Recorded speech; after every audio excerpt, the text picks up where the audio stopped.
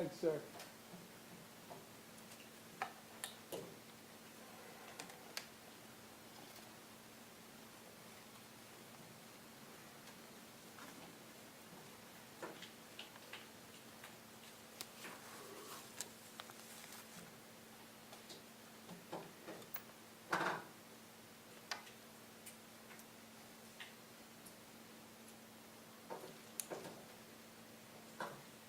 There we go. I'm good. That's not gonna do anything. That's enough.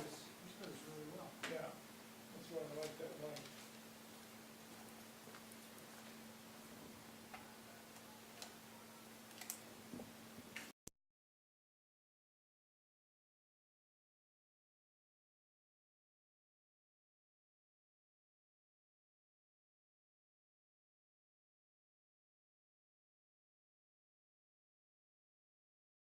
Uh,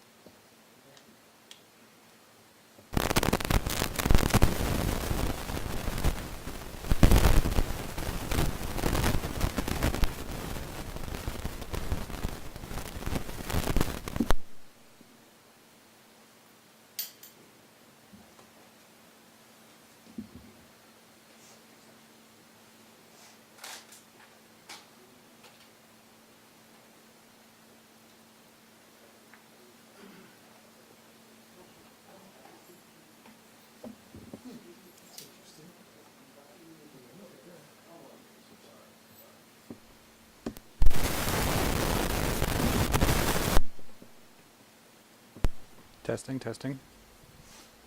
Testing, 1, 2. Okay. Oh, there we go. Oh, no, it's okay. I just, I know sometimes I get interference from other, transmitters.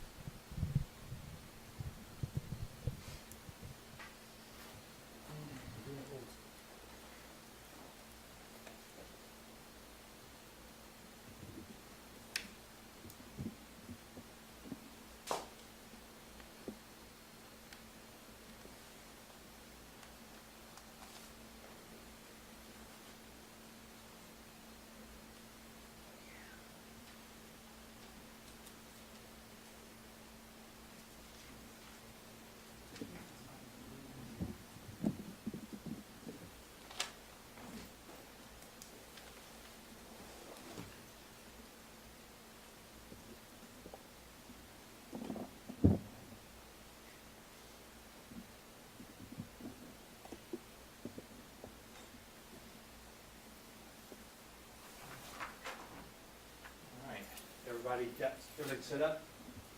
All right, I don't want them to come in and start talking if you all aren't ready. All right, thank you all. Give me 1 minute, we'll be ready to begin.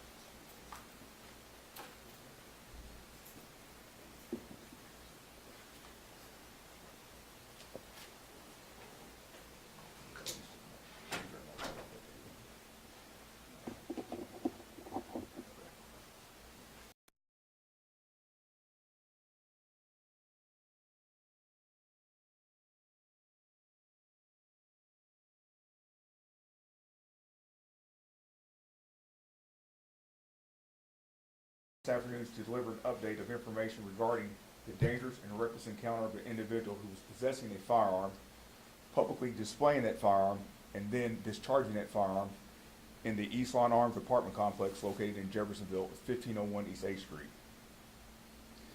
The described behavior led to a police officer involved shooting that actually occurred on yesterday's date. If you see me stepping out from this podium, this is a clear, deliberate action that is taken by me. If I were to pull a firearm out and start pulling the trigger, that's a clear, concise, deliberate action taken by me or any individual that I will use or apply deadly force. The individual involved in this incident clearly took this action yesterday with our police officers being on scene at this location. This was a direct, capable means that was presented by this individual that they were willing to use and apply deadly force, not considering public safety at all whatsoever. The preliminary information received indicates our Jeffersonville police officers acted appropriately within policy procedure, engaging deadly force.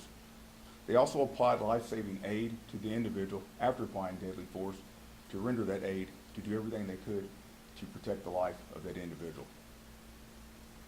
The Jeffersonville Police Department will be conducting an internal investigation to check our policies and procedures that were engaged while the officers took the actions that they did on yesterday's date, encountering this individual who was being dangerous and reckless, discharging his firearm in a public area, but a housing complex which was occupied by persons that were outside and bystanders who were witnesses. Indiana State Police was contacted per the Jeffersonville Police Department policy to assist with the investigation to identify any and all criminal violations that are contrary to the state of Indiana's laws. Also, Mr. Jeremy Mull of the Clark County Prosecutor's Office was also contacted. He was made aware of this information, which unfolded. Therefore, he would be expecting the full review of this incident coming from the Indiana State Police, subsequently leading to any charges by all persons involved. At this time, I'm going to turn this portion of our press release over to Major Isaac Parker. We have presented what we have identified as a detailed factual timeline of what exactly occurred on yesterday's date, encountering this individual that had a firearm and actually was displaying the firearm and was pulling the trigger with our officers there on scene in this apartment complex. Major Parker, if you would come forward, please. Thank you, Chief. I'm going to present a factual timeline of events which led to the act of criminal recklessness causing an officer-involved shooting.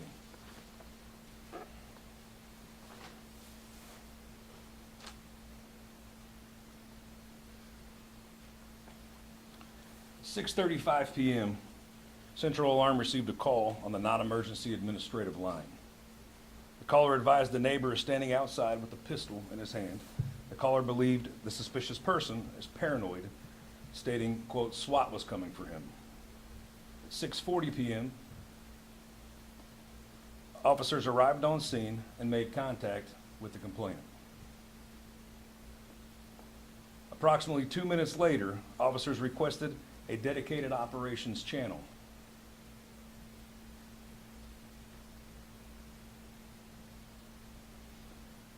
At 7:03 p.m., an officer advised dispatch that the subject had an object in his left hand.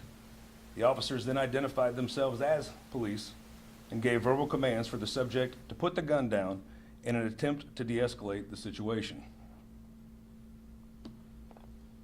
At 7:04 p.m., an officer advised dispatch the subject is shooting the firearm into the air and aiming it at the officers. The subject was discharging the weapon in close proximity of the officers at the scene and in the parking lot of an apartment complex where members of the public reside. The subject then began to advance toward the officer's position with the firearm in his hand and pointing the firearm in the directions of the officers when the officers were forced to engage him. At 7:06 p.m., the officers advised dispatch that shots had been fired and requested an emergent response from EMS. At 7:07 p.m., officers began rendering aid to the subject. Officers initiated life-saving aid, including the use of a tourniquet and chest seals, before he was transported by EMS to University of Louisville Hospital.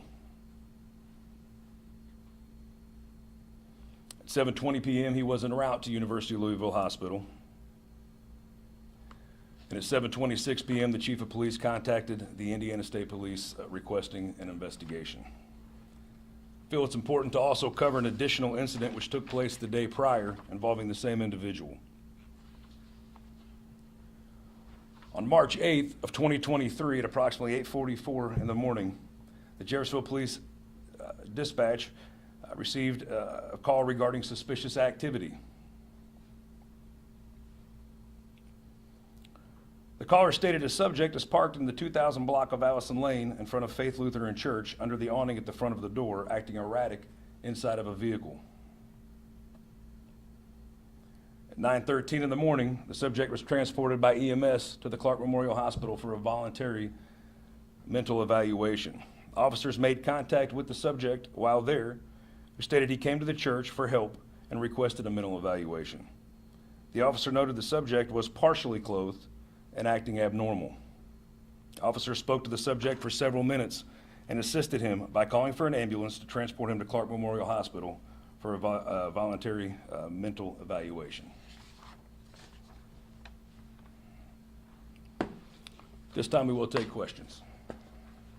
Is the subject still alive? Did they die? Do you know if they're still in critical condition? The subject is still being treated at University Hospital. How many shots were fired? There's certain specifics that I can't release at this time because Indiana State Police is conducting that investigation. Is there body camera video of this, and are we able to get it? There is body camera video, and that will be made available as soon as possible. Understand that not only is there a criminal investigation that's being ran by the Indiana State Police, but we also have an internal investigation, but we will release that when possible. Were any of the officers that responded You're fine.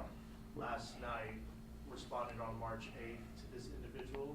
Any of the That information has not been identified, what officers have, but we do know that we had contact.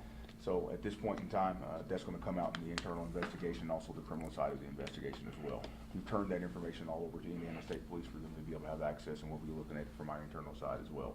To follow back up on your question regarding body camera, me as chief of police, I have not reviewed the body cam information yet as well. So that is still going to be forthcoming in the next couple of days. So it'll be a period of time through the course of both investigations. And then after that information will be documented, submitted in the actual report from Indiana State Police to the Clark County Prosecutor's Office. We'll still work through that, and the information will become publicly available. Do we know if all the officers were wearing body cams at the time, or were they turned on? The officers involved did have body cams, and preliminary reports indicate that the body cam was functioning and did document the occurrence of what happened with officers involved in the individual on both occasions. Do we know where the man was shot, or which location of his body? Again, that would be a better question for the Indiana State Police. Do we have the suspect's identity yet? We do, however, we have not released that yet. Again, that would probably be best to come from the Indiana State Police. Based upon the side of the investigation and based upon the side of the investigation with the activity and actions behavior that occurred, we understand and look, there has reasonable belief to appear there are some criminal violations that that are present, and it appears so that information will be forthcoming from the Indiana State Police, I would believe so. How many officers are on administrative leave? There were 5 total officers that received temporary assignment with unrestricted administrative leave. How many of those were forced to discharge their weapons? 3 officers were forced to discharge their weapons. Thank you. And with the officers, 3 officers, were they ever involved in shootings in the past? Again, there's certain things that are going to be looked into with the internal investigation as well that I will not release. But that Today. the information will be forthcoming upon us identifying the officers and information made available, yes. Was this a person who was familiar to people at the apartment complex? Did he live there? Do we know anything about his background and why he was there holding a gun? He was familiar with people there, and hence the reason that the caller reached out to us. However, you know, as far as any of the details behind what exactly occurred last night, again, there's certain specifics our hands are just tied on. We can't release that information right now. That would need to come from the agency that's conducting the criminal investigation. But recognize that the information being reported to Jeffersonville Police Department came from within the complex, and there was a deep concern by the actions and the behavior, and clearly that call was just, because when the officers arrived, they witnessed the same, and it became even more a deadly encounter by the actions and the behavior of the individual who was discharging that firearm while police officers were present. weren't around when he was firing those gunshots. I think you said people were in the parking lot at the time. It's a populated apartment complex, and there were people out present. At the time, we've been able to identify persons and individuals, so it's hard to say with a number, but there were people present. It's a multifamily complex with numerous buildings throughout that borders A Street, East A Street, and also borders Nahan Lane. For a few people that went out there to the scene today, I spoke to a few people, some of their cars were hit by bullet holes. What do you tell them in terms of, you know, I'm not going to say that the cars were just hit by bullets. Is there any policy in terms of, for them, speaking of one person who said, like, he can't afford to fix his car based off this, do you guys have any policy directed towards that? Absolutely. Officers, investigators are back on scene within the last 2 to 6 hours here on the date and time. They've identified other pieces and components of information, but if someone's an individual and they're saying that they have damage and that's not been identified, it would be reasonable for them to actually come forward and notify us. So I want to tell you at this point in time, that information has not been made available to us, and we've been in and out of that complex with numerous officers, numerous investigators, and we're waiting for that information. If it's there present, you've received it, encourage them to come forward. I may have missed this, but what is the suspect's condition and what charges will they be facing if they survive? Part of the Indiana State Police investigating this, they will take over the criminal actions of that individual as well. As far as his status goes, he is still receiving treatment at University Hospital. I believe he is critical. The charges would be appropriate if you're discharging a firearm in a public area. Again, that will be based upon the direction of the Clark County prosecutor, Mr. Jeremy Mull, but discharging a handgun out in public, that's a criminal recklessness charge with a firearm. And you said that this individual had a criminal history in the past? I said what I stated was that we had interaction with the individual the day prior. The day prior, okay.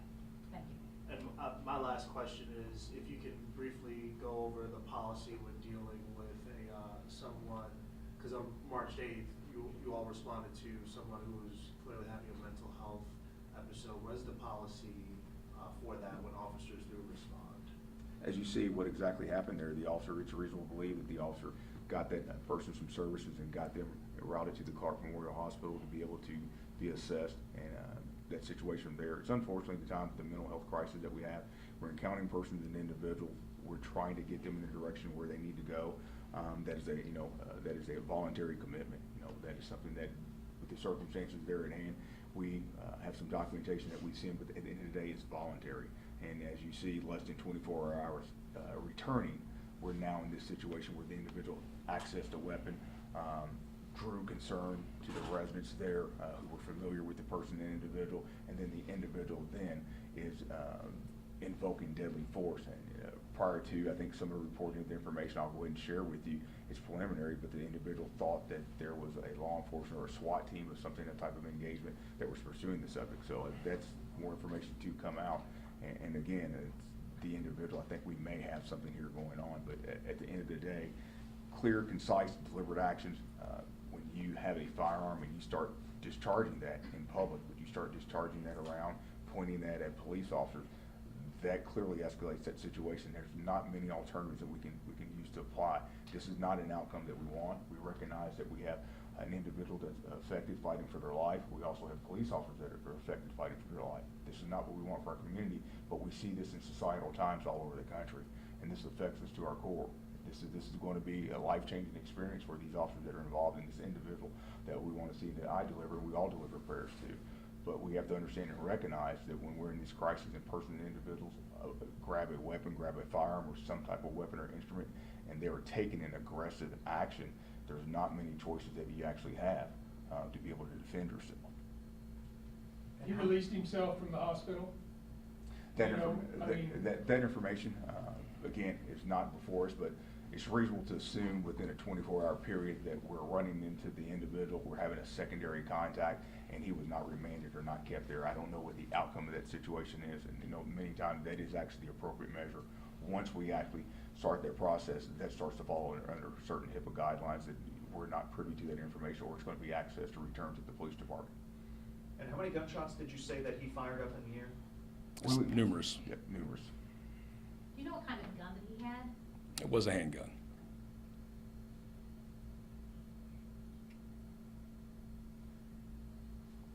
Thank you very much. Thank When- you. Thank you. Yeah, just when can we expect any information about the suspect or? It'll be forthcoming within the next week. The officers will actually complete the portion of their investigation with the Indiana State Police. Will be at that point in time releasing further information, and then more information will be forthcoming from there.